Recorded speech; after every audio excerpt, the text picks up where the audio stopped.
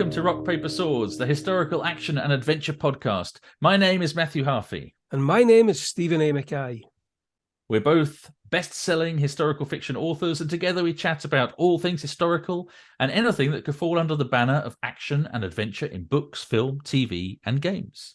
And we also talk about rap music from time to time. Our guest today has written for Doctor Who, Torchwood, Primeval, Stargate, Warhammer, Slaine. I don't even know if you pronounce it Slaine. I remember it's Slaine or something. I don't know. Anyway, we can talk about that too. Fireborn, Pathfinder, Arkham Horror, and Rogue Angel.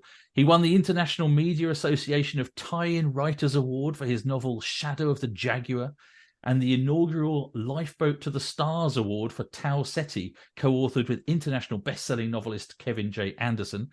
Writing as Matt Langley, his young adult novel Black Flag was a finalist for the People's Book Prize 2015. He's written the monster manual Carte Monstrorum for the gothic horror RPG Lex Occultum, as well as campaigns and world books for Trudvang Chronicles. His name is Steven Savile, and he is currently the lead narrative designer on two mobile game projects for Yuzu Games and Big Point. One is a huge Viking Kingmaker adventure, and the other is a spin on the darkest fairy tales out there. Welcome to Rock, Paper, Swords, Steven Savile. Hello. Thank you very much. And nice to be here. Well, nice to have you here. And what a lengthy intro. And all of those things, many of those which I couldn't pronounce properly. So is it Slaine or Slaine or Slonia or... Well, I have to throw my hands up and say I just called him Slaine. Yeah. I always called him Slaine since I was about 6. So from now on, we're going to call him Slaine then. That's it. So so the first thing I was to ask you, with all of that history of all the different things that you've written and over quite a lengthy period of time, I guess... when did you start writing, and how did you first get published, Stephen? Oh, Lord. Okay. This is a story longer than the intro. I shall sit forward. Right. So I started, I guess, when I was like 18 years old, and I got it into my head that it would be more fun to write a book than it would be to go to university lectures. So I would skip the lectures in the morning to sit and write at home, and I kind of, I don't know, I wanted to be the next Terry Pratchett, I guess. So I spent ages writing this very, juvenile is the word for it, comic fantasy called Old Yawn and the Wizard's Banana, and it was how magic was intrinsic to fruit. Living things, and it was all very strange and very silly, but it got the buzz going. You know, you thought this is fun, as silly as it is. I'm enjoying the stupid jokes about, you know, she rolled her eyes at me, I picked them up and rolled them right back, and that kind of really terrible humor. And then I thought, no, you know what, I'm going to try and do something proper, and I wrote a story. There was a magazine called Fear. It was a Newsfield magazine, buying Smiths and all that. And I wrote a story for that, and they bought it and paid like £220 for a short story, which in 1990, 91, that was a lot of money. You know, that was a third of my grant. And it took me, I don't know, 3 days to write it. So I thought, you know, this is easy. I'm gonna do loads of these. And I wrote a series of stories that ended up in, shall we say, top shelf magazines? Is that a nice way of putting it? Porno mags. Yeah, exactly. Escort, Fiesta, stuff like that. Rattle, jazz mags. Lad mags, yeah. Yeah. So I did a bunch of these with you know, wonderful titles like Beating the Meat, which was a Rocky ripoff, and stuff like this. And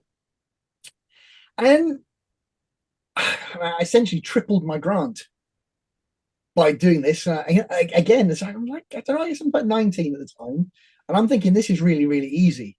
Riches galore await. I'm going to be a superstar. It's going to be incredible. I know.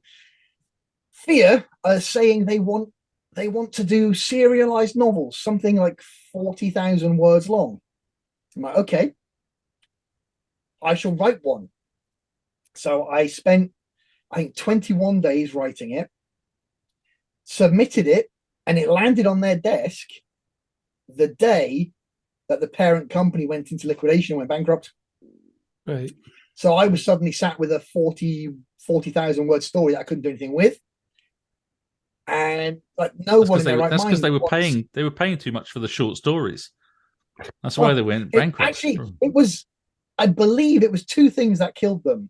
They launched a caravan magazine that didn't sell. Why does that not surprise me? Well, the owner of the company was a mad caravan holiday person, I think. And they launched a sister magazine called Frighteners. And it had an a Graham Masterton story in it called Eric the Pie. And it was basically a cannibalism story. W.H. Smith's, who had ordered, I think, 30,000 plus copies, got it and then didn't put it on the shelf because it was such a grotesque story. They couldn't be seen selling it in public. The double hit of those two things put them out of business. Wow. So they lasted like, I think, 2 more issues after that, but they couldn't get the mags in. And it was a tragedy. If you were a horror fan, those, and actually if you were a gamer, Crash, Zap, C64, all of those, they were all the same company.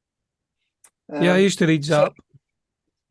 And it's a real loss when they all just suddenly disappeared overnight. The whole gamut of them just went. So I'd say I was sat with this 40,000 word story, which isn't long enough to sell to a publisher and is too long to sell to any magazine. And I thought, you know what? I'm gonna go up to the library, get a copy of the Writers and Artists Handbook, go through and pick 10 agents. And I'm going to write to the 10 agents and I'm going to see if I can interest any of them in this 40,000 word story. So I went through, I picked out 10 at random, basically looking on what names felt good, wrote this ridiculous letter that was about 10,000 words long, explaining how I viewed my future, the next 25 years of writing, all of this, and sent it away. And within 3 days, 9 of the 10 had written back and said, please send us the manuscript to look at. And then I sent it. I had to borrow money to go to the video store so that they would photocopy 9 copies of the manuscript to post away. Because I didn't have a printer that was capable of printing that much. So I posted the 9 copies away. And within, I think, 3 days of it leaving my house, we had the first phone call at 10 o'clock at night from one of the agents saying, I want to take you on, which was a little bit surreal. And, one of the agents wouldn't believe that I wasn't like a 50-year-old man and that hadn't been published a dozen times before. They thought I was a con. A guy trying to create a pseudonym to rebuild a career or whatever that hadn't worked because the writing, as they said, was far too good for a 19-year-old. And it's like, well, no, I'll come down and meet you. It's fine.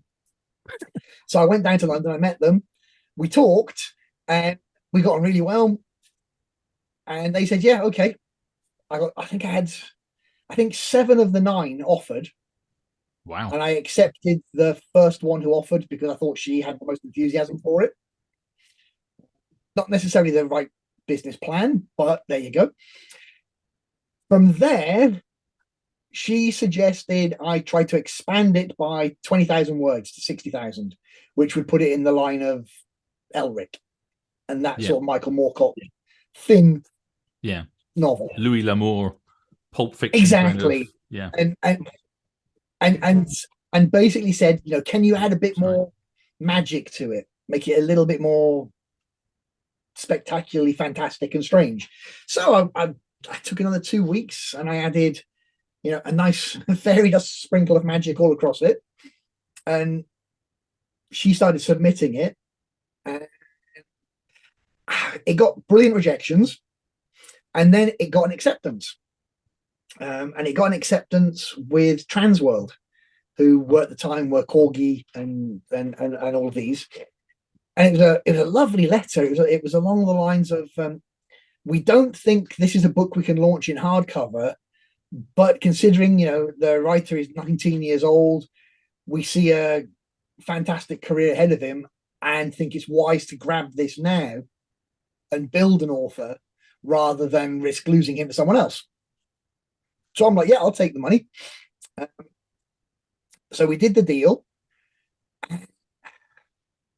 You guys will know publishing's glacially slow. Two things happened at this point, or in the next year while we were waiting. Number one was the dissolution of the netbook agreement. And that basically meant that Waterstones didn't have to sell the books at 99p or 1.99 or 2.99 cover price. They could put whatever price they wanted on it. They could do buy two get one frees and all this that they hadn't been able to do before. And the other thing that happened was Sting went on his rainforest crusade. And I'm sort of looking at you and thinking, are you of an age like I am? And I think you're a bit younger than me. Steven's a bit younger. How old are you? Yeah, I'm 53. Yeah, I'm 45. He's 45. I'm 52 in like 2 months. So okay, so you're of an age. So you'll remember this. Yeah, you'll remember this.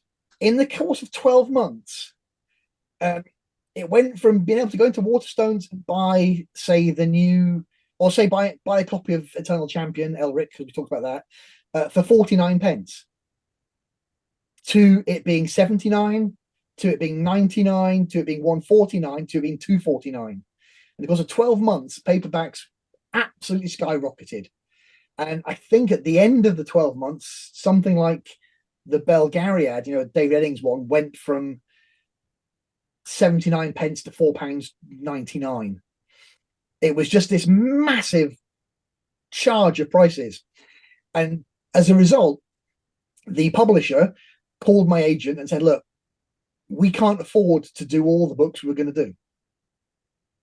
Paper prices are too high. We're going to have to, have you frozen? No, we're just listening. We're just listening intently. Okay. Sorry, the screen's completely froze on that. Yeah. So the publisher wrote and said we're going to have to let go. Yeah, I wasn't sure if I'd frozen. If they're going to let go 20 writers that they'd signed up, and because mine was so fantastic, and tastes were changing because Thomas Harris had just done Silence of the Lambs. Yeah. And everything was gearing towards a more realistic serial killer kind of thing rather than the fantastic horror. I was welcome to keep the advance, but the book wouldn't come out. And that was like my overnight sensation. It's like, okay, so the book didn't happen. The sequel, because I'd been advised by Richard Lehman. Just a quick question, just a detour off of that. Just a question about that, because I was just thinking about the advance thing. So normally when you get an advance, it's paid out in 2 or 3 or 4 chunks, right? You get like one when you hand in the manuscript, or one when you sign the contract, one when you hand in the manuscript, or one when it's published, for example. Yes. So what happened in your case? Did you got the one on signing and the third on signature and the delivery? I didn't get the publication payment. Right. But it still worked out as 2/3 of the advance then. Yeah. So I mean, it was for 1990. Oh God, maybe like 91, 92. That was still a chunk of money. Yeah. So how much did you say that was? Because about £3,000. Okay. So back then, it's good money. And I got to keep 3. Well, I mean, think about it. Companies like, I mean, I'll quote Back Library. They were still paying that sort of money in 2020, 21. Mm-hmm. So, that's a 30-year gap, and the advance didn't change. Yeah, for a first-time writer, it's a staggering thought, really. But yeah, so then I'd taken this advice to write a big, thick, substantial book, and I'd written a 180,000-word horror novel. Oof. Which was pretty much the stupidest thing I could have done, because with paper prices going through the roof, a bit like now, actually, shorter was better. And my agent couldn't sell it, so she dumped me. And it's like, okay, that's a glorious start. At least you had $3,000. Oh yeah, no, exactly. And I think off the top of my head, my first, because I did after that I did a bunch for Henderson's, which became Dorling Kindersley. And I did. Do you remember Fun Facts? Fun Facts. They were like Filofaxes. Yeah, they were like Filofaxes, and they could have like facts in, or they might have a story that you slotted into the Filofax. And they did a series of horror. They did a like preteen romance and this sort of thing. And I got recommended for the horror, but when I talked to the editor, she literally just finished acquiring, and she asked if I could do a preteen romance. And I'm like, yeah, I can do that. Yeah. I don't have a clue what preteen romance is, but I can do that. And basically she says, great, we've got the acquisitions meeting tomorrow at 3:00. So can you get the outline proposal on my desk before I go in at 2:00? Wow. And I'm like, yeah, of course, I can do that. Now, you have to think again, this is like 1992. There's no email. I had to fax it. So that involved having to write the entire outline of what the story was going to be, go to the post office, pay them to use the fax machine to fax it down to London to the editor and get it to her before time. Whilst not having a clue what preteen romance was. Yeah. So and before the internet. So yeah. So I couldn't research it. Yeah. So I phoned my girlfriend up and I'm like, I want you to get all of your girlfriends and we're coming to the pub. Beers are on me. And you're going to tell me what you thought was really sexy when you were 12. And it was a night of them telling stories of what fired their blood when they were 12 years old. And it was a fun night. And from it, I came up with an idea. And I wrote it up and sent it in. And the editor got it through the fax, phoned me up, immediately said, this is brilliant. I love it. Only problem, it's pretty much the same as the one we just bought from the guy who recommended you. So can you give me another one? And I'm like, I mean, yes, of course I can. So then had to go away and come up with another one. This is something that you're telling us this, and this just makes me think about how frequently in this sort of creative industries, not just in writing, but I think in many creative industries, how much you're required to work for free. It's like, God, yeah. Go away and spend like 2 weeks of your life planning and doing something and come back to me with a synopsis. And then it comes back and they go, no, I don't like this. Or no, I'm sorry, we've decided to go in a different direction or whatever. And you've wasted all this time and effort and energy. And it's really nothing annoying. At the end of it. Also, at the same time, there's also the fact in this kind of industry creatively that two people will do the same thing at the same time without the other's knowledge of it. It's kind of weird how often that happens. I was going to say, it's almost like there's something in the creative ether and we dip into it at the same time. Yeah. I mean, the first time I came across it was science fiction writer Ian Watson, horror writer Stephen Laws. Well, I went to an event in Newcastle where they were well, Gateshead, talking about their new books. Steve had one called The Worm, and it was basically a riff on the Lambton Worm as a horror novel. And Ian had a book called Fireworm, which was basically a riff on the Lambton Worm and was sort of a science fiction-y horror novel about past life regression and stuff. They couldn't have been more different, but at the root, they were exactly the same. And one was Gallant, one was Hodder. It is really common. I mean, I don't know what it's like for you guys, but several times, I mean, I've been waiting for a release date, thinking, okay, my new book's coming out in 6 weeks. And I've gone in the airport and I've seen a book with a similar storyline suddenly hit the shelf. And it's just like, Yeah. You're always fearful of that. I think we both had things like that, and we even had things where we've released books within like 6 months of each other, and they've been quite similar and lots of similarities. Same ideas with it.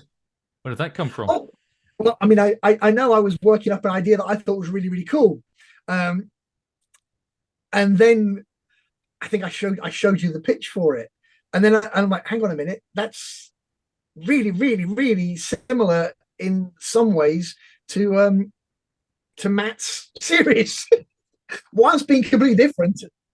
It's like, okay, yeah, no, can't do that. Yeah, shit happens. But yeah, so I went through this period anyway with Henderson's, where I did 2 preteen romances, I did a kid's guide to the internet, and none of them came out. They bought them, they paid for them, and for some reason changed their mind or cancelled the line they were going to be in, and all this sort of stuff. And this is another this is another thing that people, like aspiring writers or people that are listening that hope to get into writing and don't understand.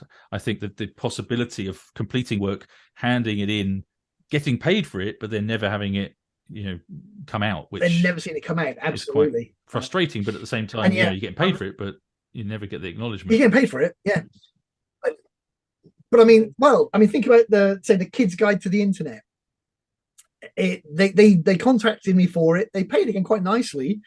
I delivered it, and I was really happy with it because I'd worked really hard, and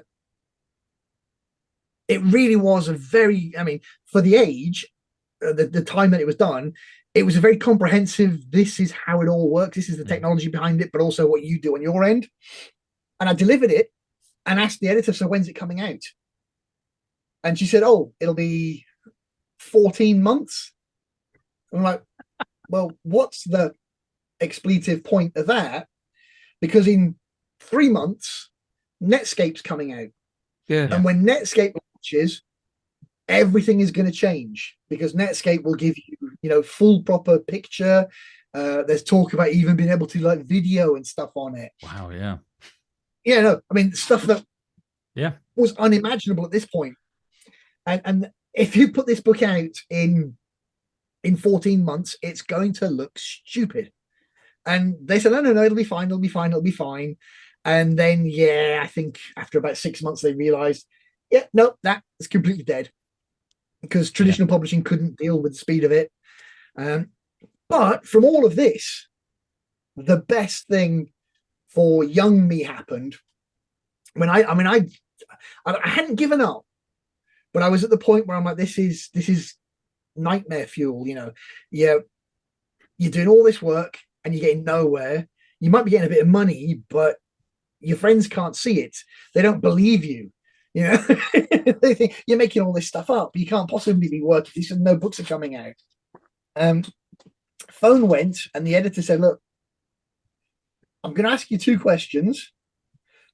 Think carefully before you answer. I'm like, okay. Question number 1, do you like space? And I'm like, you mean like, stars and astronomy and all that sort of stuff? I did when I was 8. When I was a kid, I was like, or most kids, I was fascinated by the idea of space travel and all that. So, yeah. I said, okay. And the other question is, do you like dinosaurs? And I'm like, well, again, maybe when I was 7. So 7 or 8, I liked dinosaurs and I liked space. She's like, well, great. We've got 2 projects for you, but we can't tell you what they are. Space dinosaurs. So they're to do with space and dinosaurs. It's like, yep, they're to do with space and dinosaurs. I'm like, okay. Can I ask you, am I going to want to do them? And she's like, you're going to want to do them, but I can't tell you what it is until you've signed the paper to say you're going to do them. So did they tell you how much money was involved at this stage? Yeah, this is the next question. At this stage, they just said, it's same kind of numbers as before. So It's not spectacular money, but it's money. And I'm like, okay, fine, send over the non-disclosure agreement, I'll sign it. Then send over the contract, I'll sign it. and then phone me and tell me what I've signed. So fax comes through, go down to the post office, pick up the fax, sign the fax it back, go for this like little dance for about an hour, get home, phone rings, and she's like, congratulations, you're doing the children's adaptation of Return of the Jedi. What's it got to do with dinosaurs? Uh-huh. And you're doing the children's adaptation of Jurassic Park 2, The Lost World. Okay. And I'm like, wow, okay, yeah, so awesome. My first 2 published books are going to be for the 1997 re-release of The Return of the Jedi. Yeah. So when Jedi comes through, and for Lost World when that comes out. So from very strange beginnings, I ended up technically being like a children's writer before I became a writer, before I actually published my own stuff. And I mean, that was 97. It was then 8 years before I did stuff for Games Workshop, and that there was some little small press things and that in between, but it was pretty much anything but an overnight success. So those 2 properties, the Jurassic Park and the Star Wars one, those actually came out then? Those got published? They came out? They paid for my emigration. Right, okay. That's it. They paid for the holiday that brought me to Sweden, and then kept me alive when I was over here long enough to get a job. Technically, they also got me my first job when I was over here, because the headmistress at the school I applied to teach at, she sits me down in the interview and she's like, I have to ask, your name, there's something about it. And I'm expecting her to say either Jimmy Savile or Savile Row Suits, the usual. And she opens the desk drawer and takes out the Return of the Jedi book and says, is this you? And I'm like, yep, that's me. So yeah, I confiscated it off a kid today. How much do you want as she said, how much do you want? That's it. That was the interview. Literally, if he's written Star Wars, we're having him at the school. Perfect. So there was I'd not done a day's teaching in my life, but I was hired purely because I'd written the Star Wars book to be the new English teacher.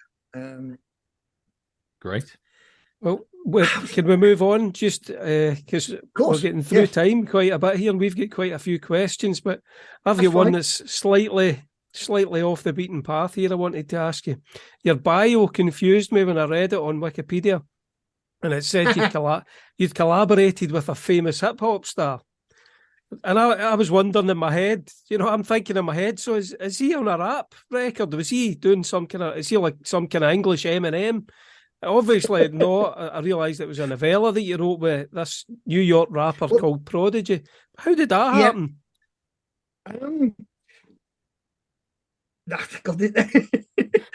This is really strange, because it's not only one. I've also ghost written about 9 others. Well, for him? No, for other rappers. Oh, right. I've done a shitload of hip hop stuff. Right. And so what is a hip hop novel? What I don't understand. What is a hip hop? Is it just novel? like their lyrics brought to life in a book, like Thug Life type? Is it go around putting a cap in you think people? About I say not to talk over you, but like you think of life on the streets, gang culture, shows like The Wire. A lot of it is about you don't mess with me, I'll get my revenge, and it's revenge books and violence, and a lot of, think like the TV show Hustle, and then make it dirty, sexy money, and that's a hip hop novel, and it's really funny. I was the front page of the culture section in the New York Times on a Saturday morning, right, for one of the hip hop novels. Now you can see me. I'm assuming this is actually an audio podcast and no one else can see me. Yeah, nobody else it can is just see. An audio podcast. Yeah. But I do not look like the authentic voice of the streets. You do not look like Ice-T. You look like Snoop Dogg. No. I joke about it quite a lot, but the reviews are brilliant. like one of the reviews of the one I did for Prodigy literally says, only Prodigy could have written this. Yeah, I read that yesterday. I was looking that up. Yeah. It's like, actually, Albert didn't write a word of it. Literally didn't write a word. He had an idea that he wanted to be a book. I took his idea and I wrote it. Albert, is that his name, Albert? That's his name, Albert Prodigy Johnson. Right.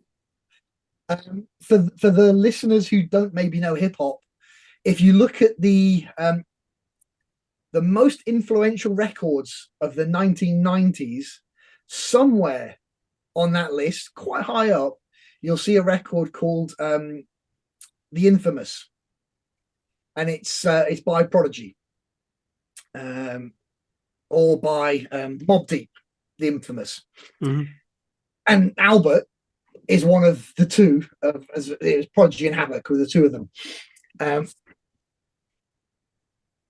Pretty much one of the albums that defined modern hip hop. Yeah. So the guy is a superstar of the genre. So it's quite nuts to be writing his books and that. At one point, we were working up a TV show for 50 Cent, which would have been awesome. Yeah, but if you look, obviously you'll see that Prodigy had sickle cell, and he died after a concert, and that was right in the middle of us working up the TV show. Right. So it would have been brilliant. It would have fitted into 50 Cent's Power TV series and all that.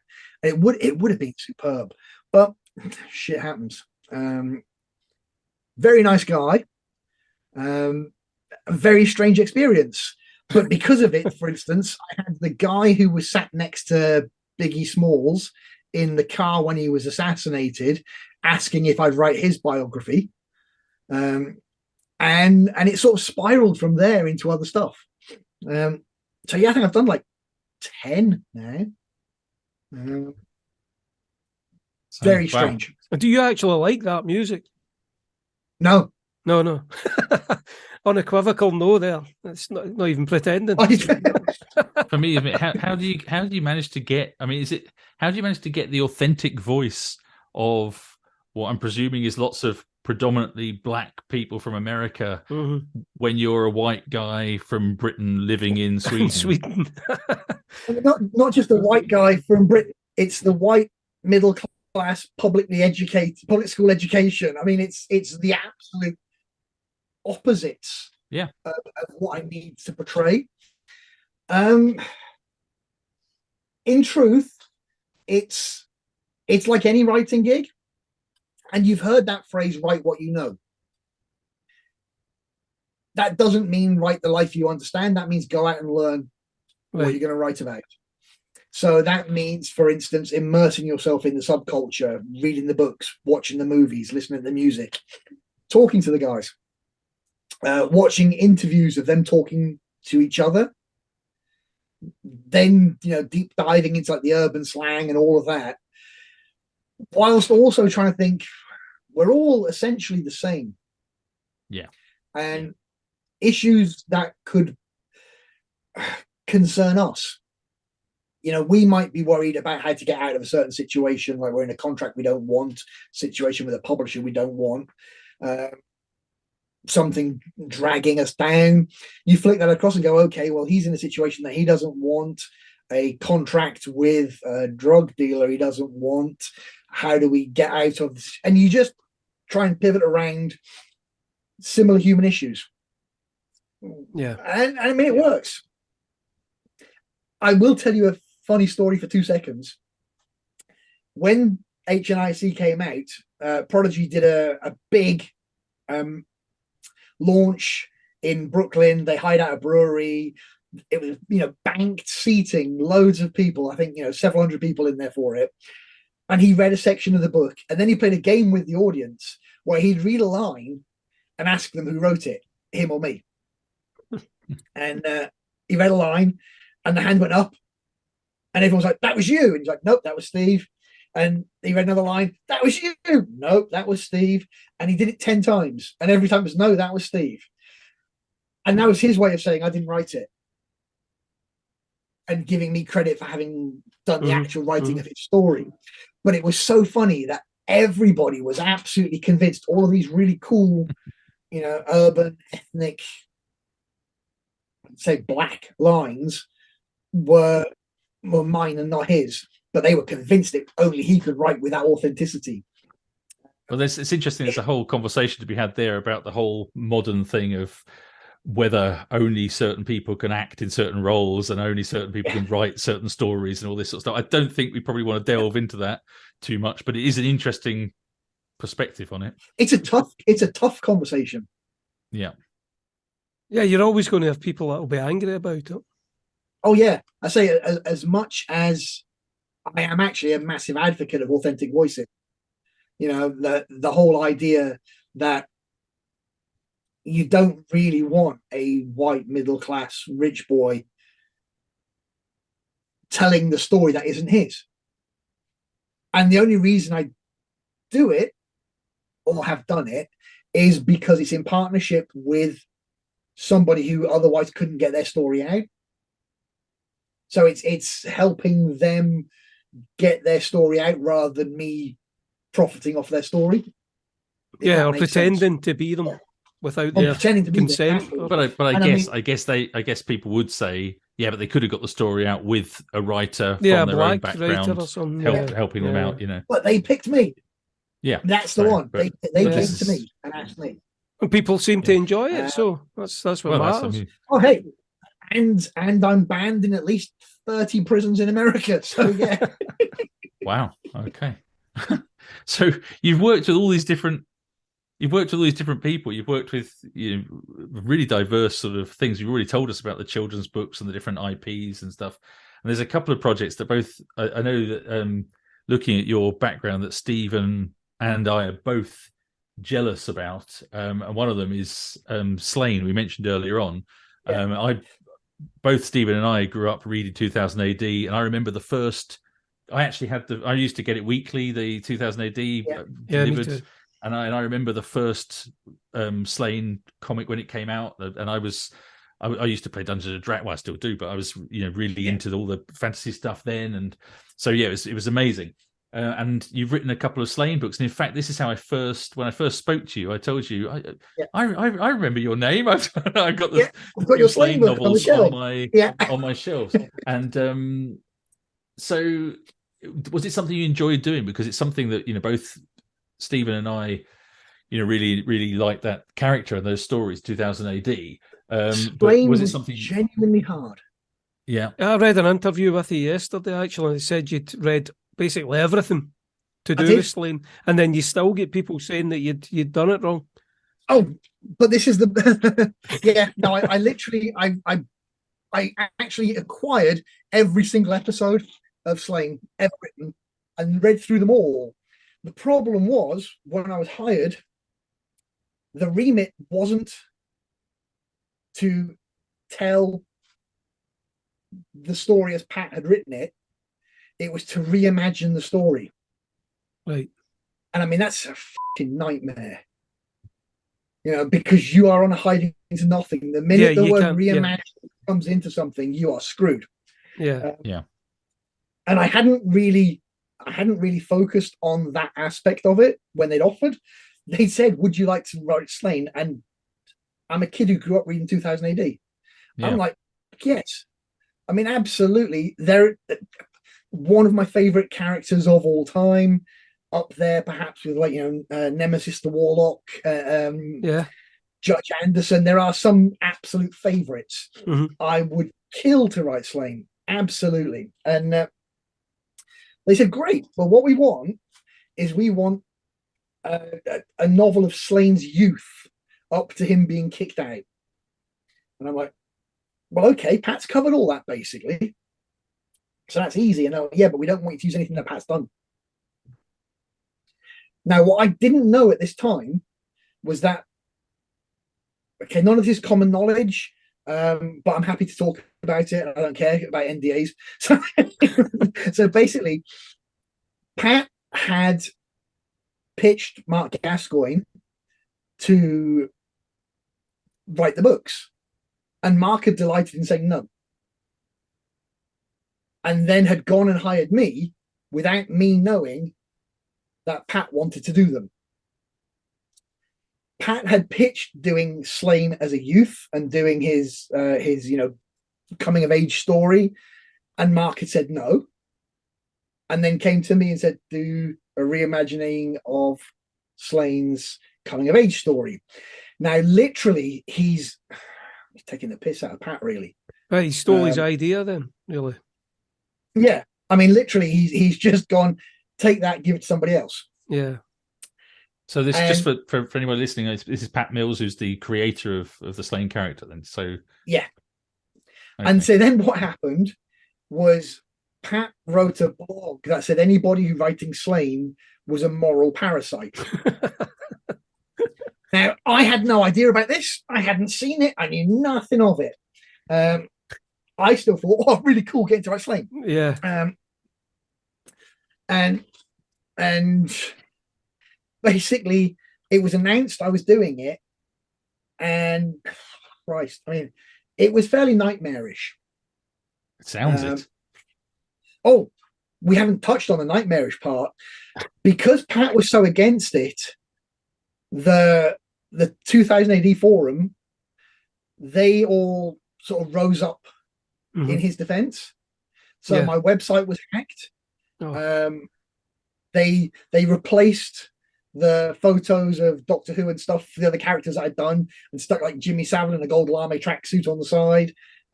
They moved my books to the gay and lesbian section in Waterstones. Like, that was a huge punishment, making it impossible to find the new book when it came out. Obviously, it wouldn't sell. At one point, some guy threatened to turn up at a book signing I was doing and slash my face with a Stanley knife. Nice. And it just sort of went on and on. And it was stressful and annoying, and it made it really hard to want to write it. And I went to the forum and literally said, look, just give me a chance because I love this character. You know, I don't want to be known as the guy who up Slaine. Mm-hmm. To which then there was lots of jokes going, oh no, that's already been done. Pat up years ago. So it's like, okay, I don't understand the possessiveness, etc. But I do understand Pat has been screwed here. Yeah. And had I known, I wouldn't have done it. And I need to warn you, it's a reimagining, which means stuff you recognize is not going to be as you recognize it. And you're going to think, I don't know anything. But trust me, I've read it religiously back to front. And the review that 2000 AD did of it even cited sort of halfway down, it's much better than they thought it was going to be. And it was something along the lines of the treatment of the author was one of the darker days for the 2000 AD forums or something. It was like an admission that they were quite horrible. And then the second book came out, and the second book is actually considerably better than the first because it broke free. It didn't need to reimagine what was there. It was all new. There was nothing previously there. So it was just me writing Slaine. And I had a lot more fun with it. And I was all set to start the third and final, which would have been a retelling of The Horned God and would have been just to write because that's my favorite comic. And Games Workshop lost the rights and it went back to Rebellion. And that was it. It died. Right. And for at least, I think, 9 years, I kept getting emails asking when I was going to write the final book.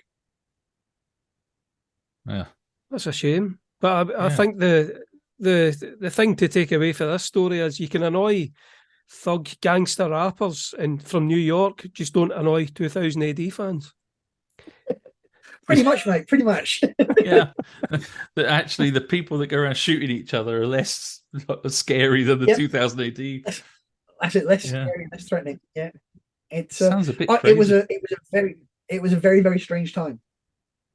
It was very. It must have been really frightening, actually. I mean, we're laughing, but it must have been pretty scary to think some crazed Slaine fans going to actually turn up at a book signing and attack you. There was a piece. Say there was a part that really got to me, and that was when I found out that a fellow writer who worked for Games Workshop was quietly stirring the pot and making them worse. Right. And then I found out that he had actually wanted to write the book.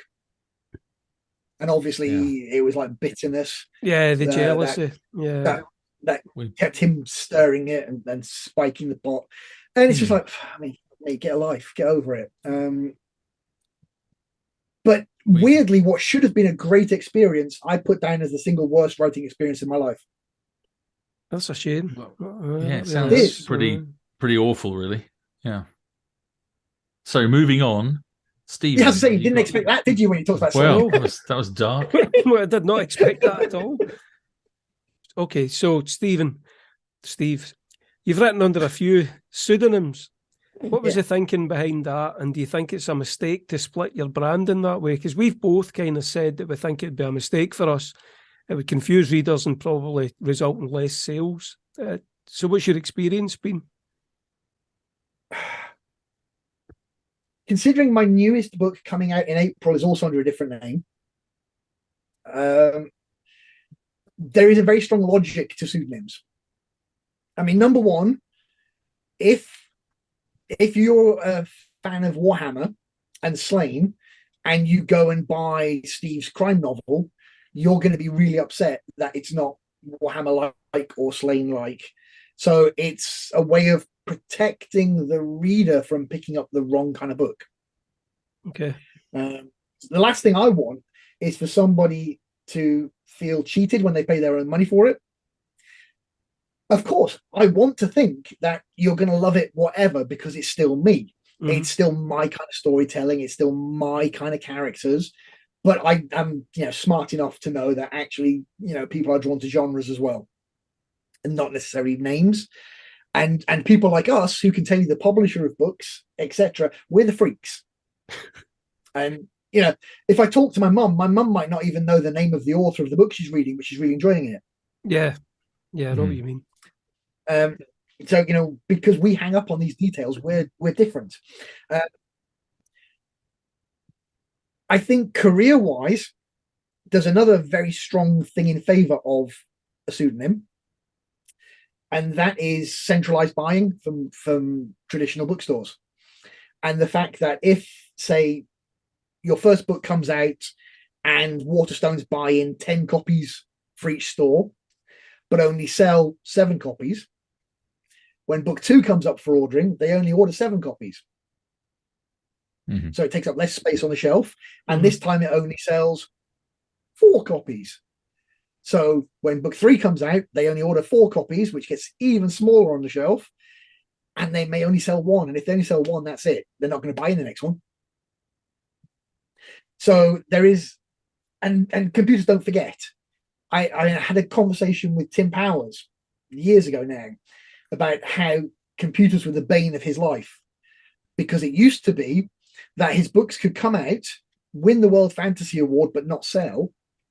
And he could go to another publisher and still get a decent advance to live off and write a great book that might win the World Fantasy or be nominated for the Hugo or whatever, but still not sell.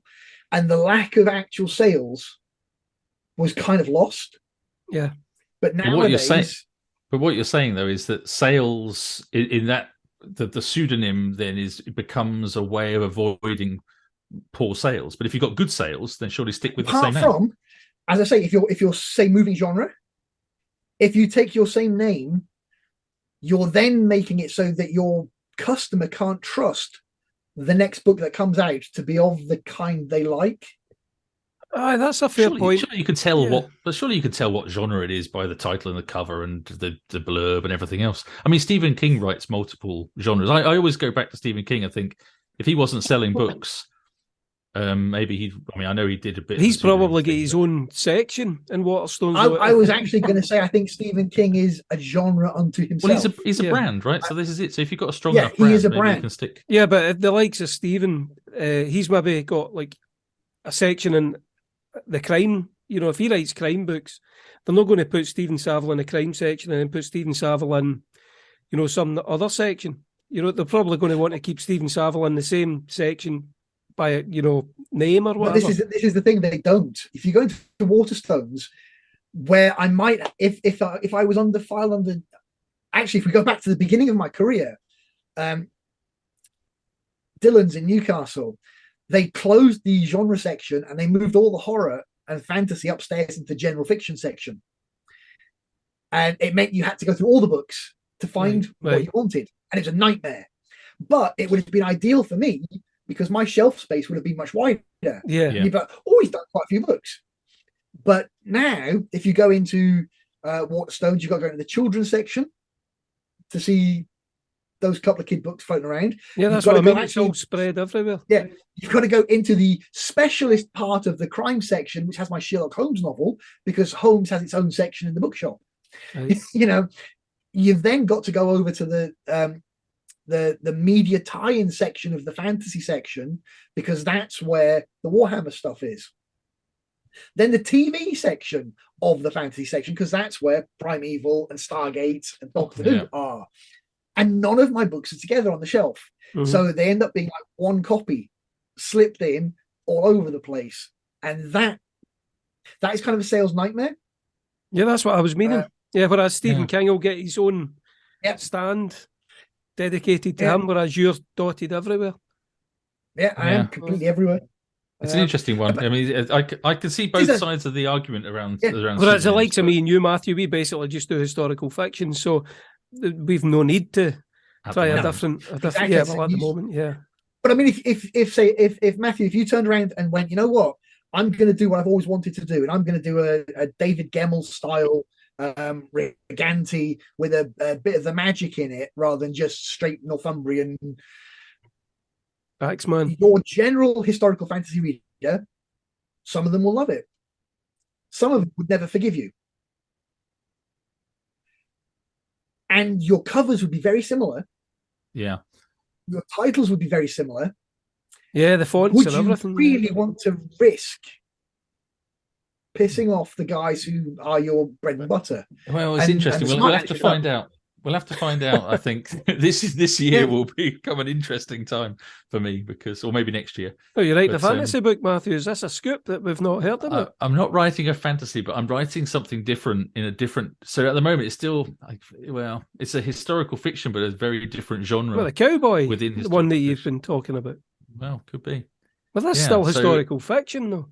I don't know. Anyway, I have a feeling. I'm hoping that people read something set in the 19th century and they'll think, well, it's still historical fiction. But I was going to say, if you're leaping across to cowboy, for instance, even if you're not, but if you were leaping to cowboy, that's such a different genre to medieval fantasy.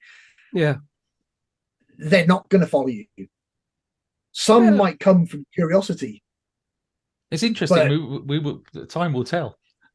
Yeah, I mean. Moving on, then, is that what you're saying? Well, I was going to say we're both fans of David Gemmell. Yeah. Maybe we're all fans of David Gemmell. Yeah.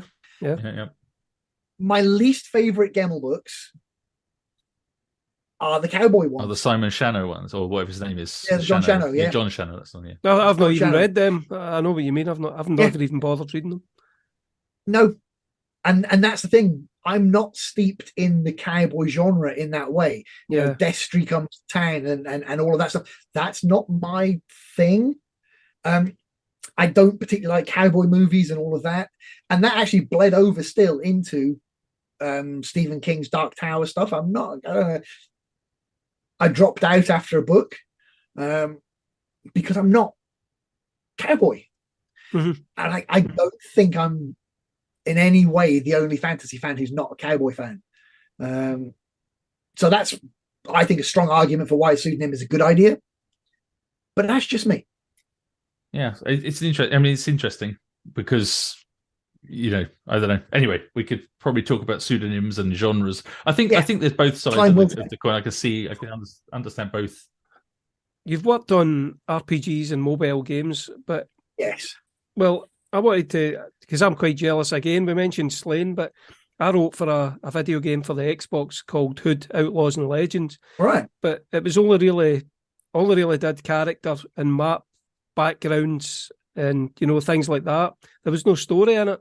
So I'm really jealous that you got to write the Battlefield 3 storyline. I've never actually played that game. I don't think I've played Battlefield 4 and 5, but not that one. But I would really have loved to do it. So how did that work?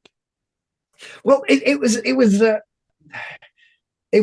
a strange one. That they came to me because one of the guys working there had read my novel Silver, and basically they have a phrase in games called going to gate, and you do a lot of prep work to get ready, and you have to get through the gate to become a real thing. So they were doing all this stuff to get to gate, and I think they failed to get through 3 times. Right. So Battlefield 3 was turning into a real, the opposite of a cash cow. It was a cluster basically. And one of the guys on the team had read my book and went, look, this character Constantine, Connie, he's exactly what we want for Dini. Let's just bring this guy in and get him to write it. So I went in, I met with the guys, and we talked, and they told me their story, which was basically a very derivative, basically Taliban terror, bomb the New York subway. And I'm like, look, that's just not very interesting. And it's a little bit, hoorah, America. It's a bit like that Spider-Man scene where, they're all lined up on the bridge. You don't with America, or in New York, whatever it was. It very much it has a feel that's not. It's not European, and Battlefield's a big European game. Right. To which the bosses said, "Well, what would you do?" And I said, off the top of my head, what would I do? I'd blow up the Eiffel Tower. And they just looked at me like, what? And I'm like, well, it's a big, spectacular thing, and it's France. And, as a Brit, historically, we've got a thing against France. I mean, I don't really. I just think it'd be quite funny. And they said, well, okay, talk us through it. What's your thinking?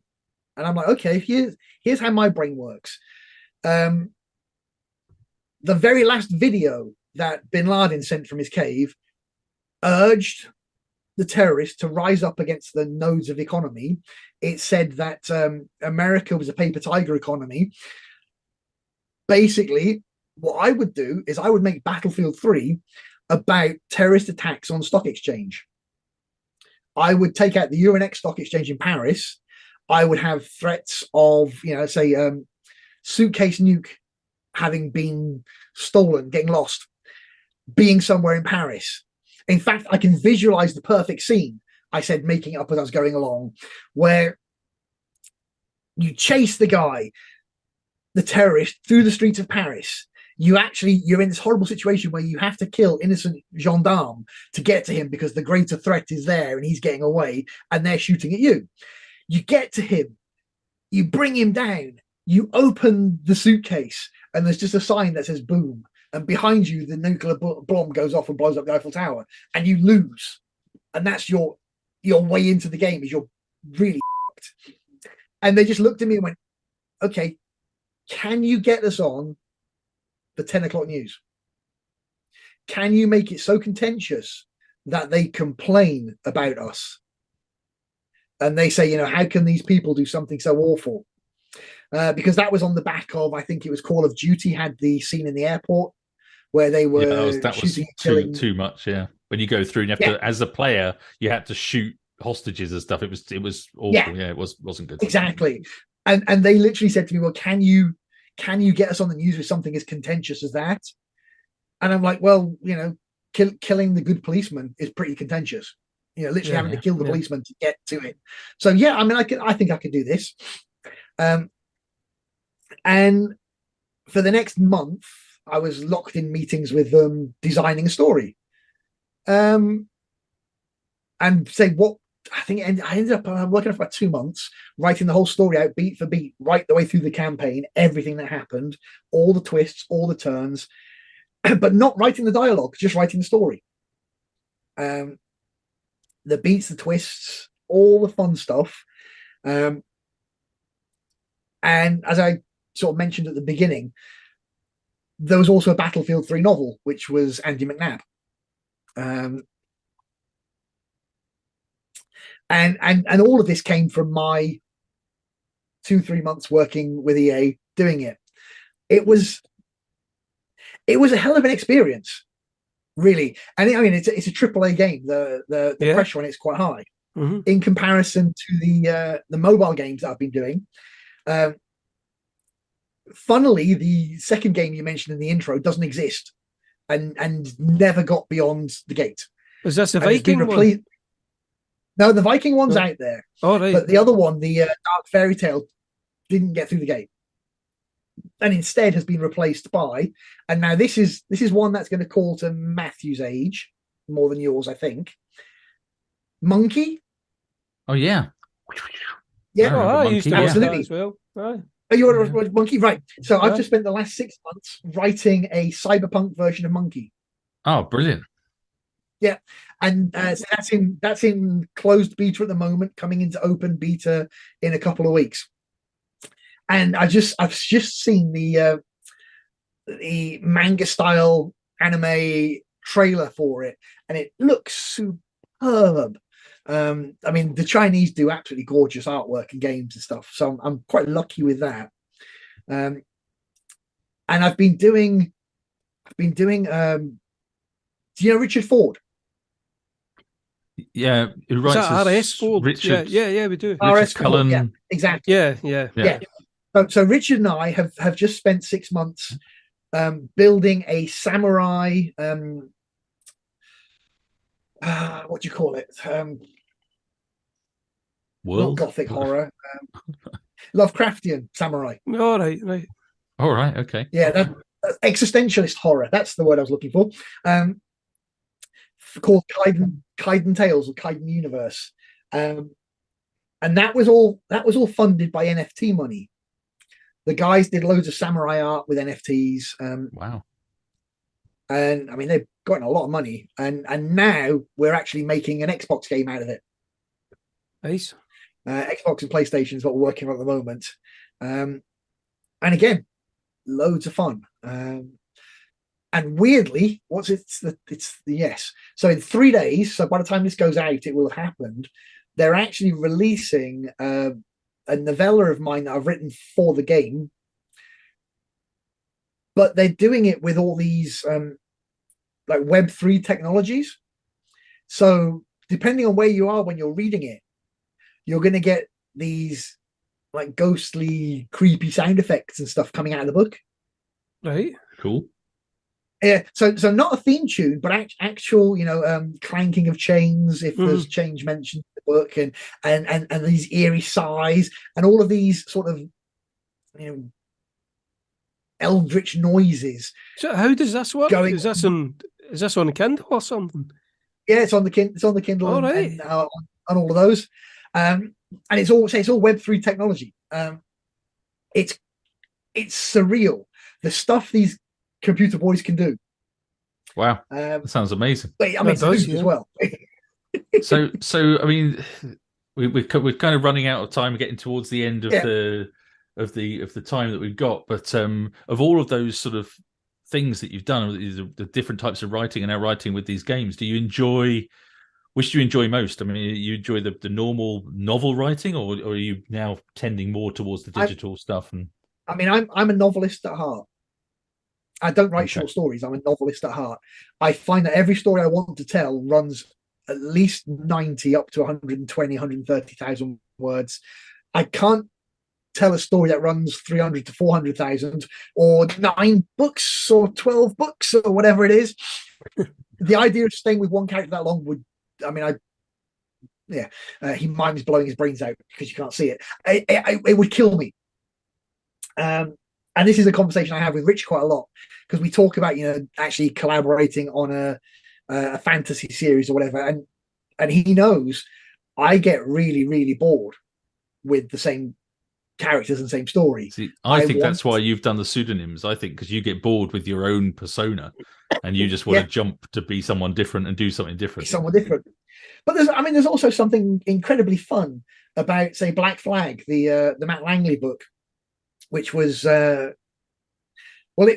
technically, I don't know if you can't count as like runner-up nominee You know, when they get to that last stage, but it won the quarter, but didn't win the whole thing for the People's Book Prize. There's something really good fun about no one having a clue who you are, and that you can write a book for Cambridge University Press. There's a kind of kudos to Cambridge University Press that the clean name doesn't come with the baggage of Warhammer and all the other stuff when you do that. And doesn't come with the baggage of hip hop, for instance. Yeah. It's an interesting one. Yeah. So you've done all these different projects. You've worked with loads of different really interesting people. Out of all of those different things, can you think of one or two amusing stories, perhaps? Is there anyone you've worked with that you've absolutely hated? Have you only loved working with any specific people? Did anything hilarious happen with these rappers? Anything really funny? Did you go rapping? Did you go out partying with the rappers? I did get invited to concerts with the rap crews, which was quite fun. Did you go? I did. I went to one. Yeah. I went to one because you kind of have to. Yeah. Were you like backstage with the entourage doing the whole thing? That's it. Backstage with the entourage doing the whole thing. And that was. Man, look at me. That's it. With the bling. I can imagine you had the bling and the gold-plated pistol. And the groupies sitting there, and the groupies sitting on your lap. No, I'll tell you what was funny about it. Right now, imagine it's a concert venue with about 6,000-7,000 people in there, and they're all there to see Prodigy, and they're all hyped. They're all right up for it. And Prodigy into the mic is like, we've got a very special person in the audience tonight, and the guy's like, yeah, and they're all thinking it's going to be someone really, really cool, right? It's like, yeah, we've got a guy's coming all the way from Europe, and they're like, yeah. So this guy's incredible. He's the and then he says, it's my writing partner Steve. Silence. Who? What? Who is this guy? Brilliant. When you said his writing partner, they probably thought that you were writing all the rap songs. Yeah, exactly. It was because they were. I don't know who they were expecting. Like ASAP Rocky or whatever, to get some. Thankfully, I was just sat in the audience. I wasn't on the stage for that. That would have just been curl up and die moment. Funny stories.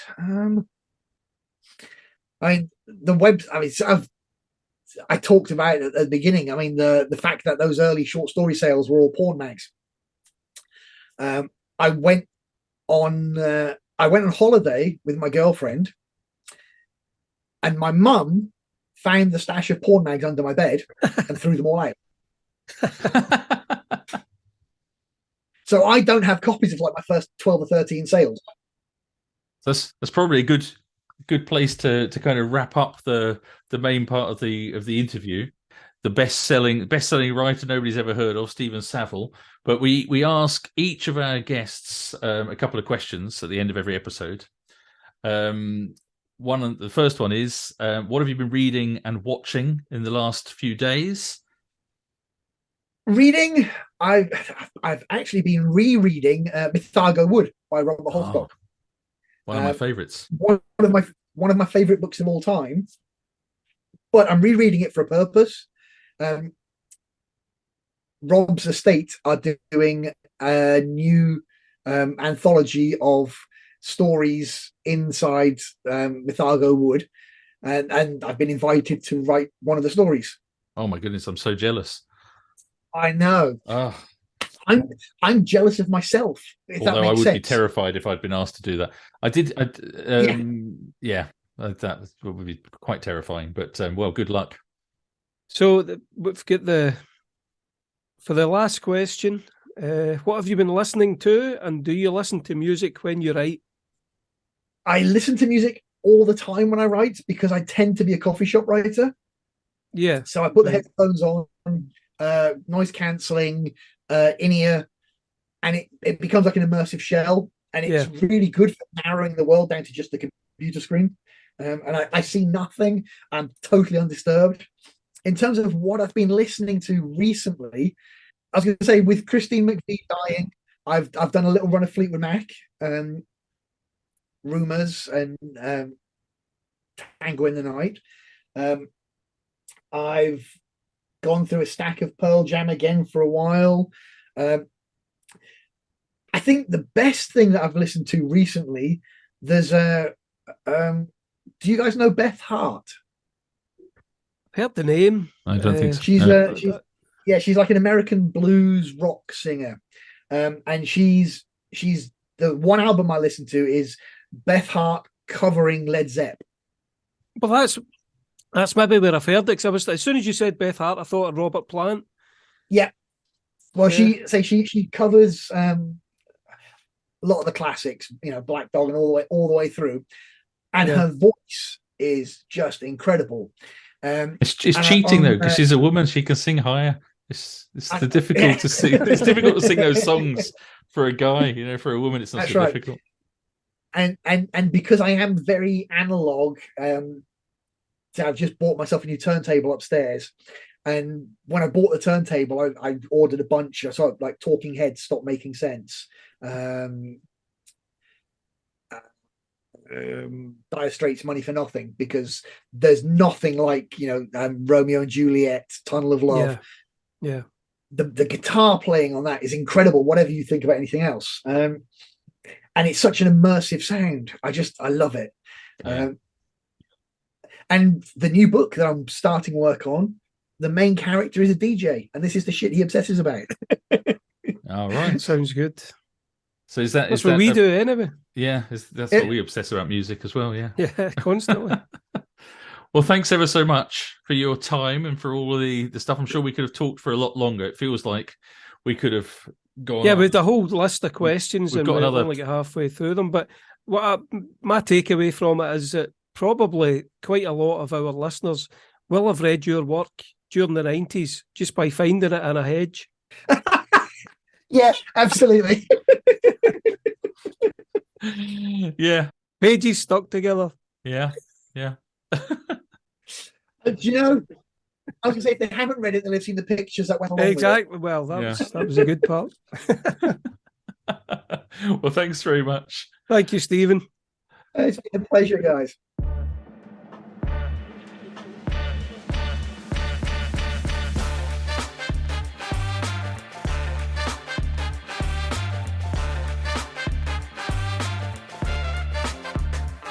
That's it for today's episode. We hope you've enjoyed it. Please let us know if you have any questions or things you'd like us to cover in future episodes. You can contact us on the Facebook page, which is facebook.com/rockpaperswordspodcast, or on Twitter, where we are @rocksword. We're not actually, where we are @rock_swords. You can find out more about our books on MatthewHarvey.com and StephenAMackay.com, and we're also both on Twitter and Facebook. We'd love to hear from readers and listeners, so drop by and say hello. The theme music is written and performed and copyrighted by us. So until next time on Rock, Paper, Swords, it's goodbye from me, Matthew Harvey. And it's goodbye from me, Stephen A. Mackay. And remember, whatever action and adventure you have going on in your life, be kind, stay safe, and happy reading.